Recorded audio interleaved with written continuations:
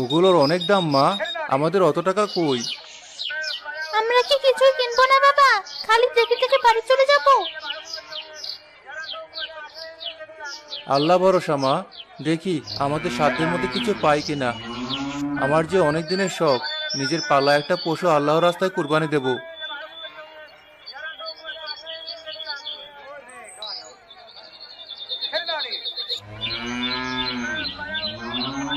বাবা, ওই সাদা বাছুরটা কি সুন্দর, কিন্তু ও কাঁপছে কেন? ওর কি ঠান্ডা লাগছে? না মা, ভয় আর ক্ষুধায় কাঁপছে। মালিক হয়তো ঠিক মতো খেতে দেয় না, বড্ড দুর্বল। আমরা ওকে বাড়ি নিয়ে যাই বাবা, আমি ওকে অনেক খাওয়াবো, দেখবে ও ঠিক হয়ে যাবে।